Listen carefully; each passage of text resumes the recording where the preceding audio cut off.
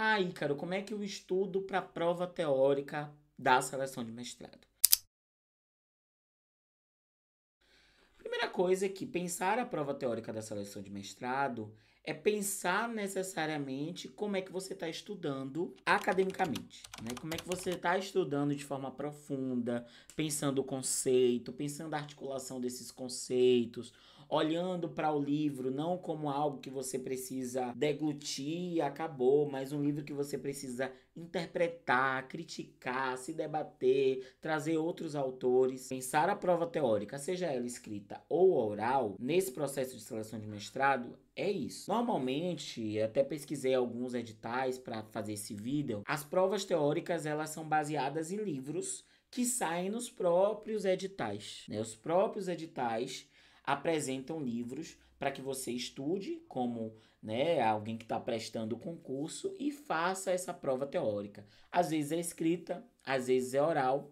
Tem edital que não tem essa prova teórica, mas o estudo ele é muito prático e parecido em ambos os casos, né? Aqui eu vou trazer dois exemplos rapidamente. Não foram textos que eu estudei para a prova teórica de mestrado, até porque na época que eu fiz o mestrado, no edital que eu fiz não tinha prova teórica escrita, mas eu trouxe aqui a forma como eu estudo textos acadêmicos complexos, pensando a minha área de pesquisa para trazer como exemplo.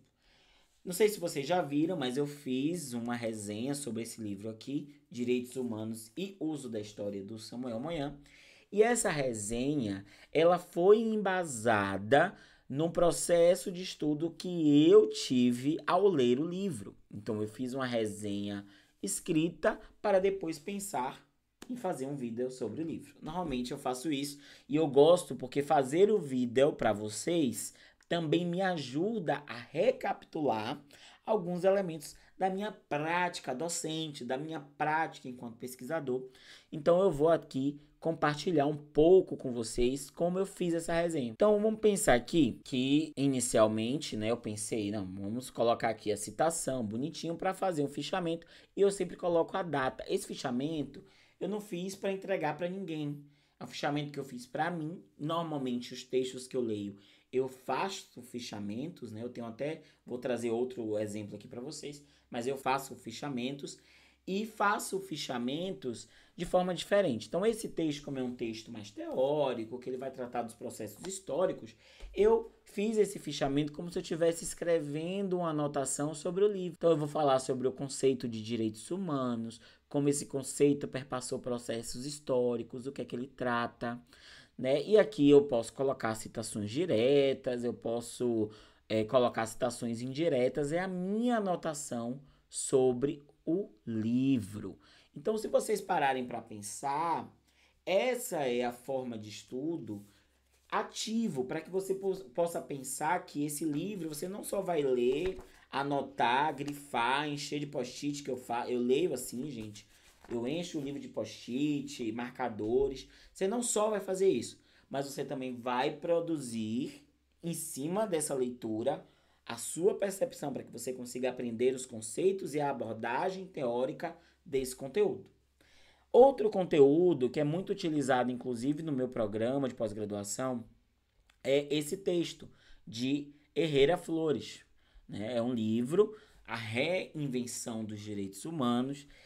E aqui eu já fiz um fichamento diferente, porque é um texto grande, é um texto que eu queria alguns pontos.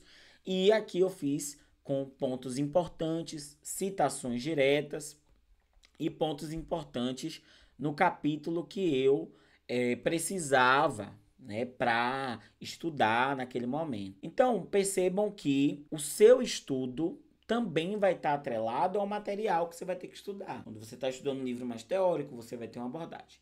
Quando você vai estudar um livro maior, que você vai estudar por capítulo, você tem outra abordagem. Você pode fazer um fichamento por citação direta, se for melhor para você. Você pode fazer um fichamento crítico, se for melhor para você também. Eu vou fazer mais vídeos sobre isso, explicando um pouco como é que eu estudo, como vocês podem estudar para pensar conceitos, abordagens teóricas. Mas, de modo geral, a prova teórica para a seleção de mestrado é uma prova da qual a banca quer saber se você tem condição de fazer conexões conceituais, que você tem condição de articular o seu aprendizado do ponto de vista profundo na área que você está, né, buscando adentrar ao mestrado. De modo geral, esse é o conteúdo. Não tenham medo, gente, de prova. Prova é uma parte do processo, né? Uma parte do processo. A preparação que você vai ter previamente vai te ajudar a chegar munido dos instrumentos, né, para que você possa lidar com as dificuldades do momento, com nervosismo, mas pensar também que você estudou, que você tem uma profundidade no que você está pensando, que você consegue articular conceitos e ir sem medo. Então é isso. Se você gostou, peço que curta, se inscreva aqui nesse canal, ative o sininho e a gente continua o nosso trabalho por aqui.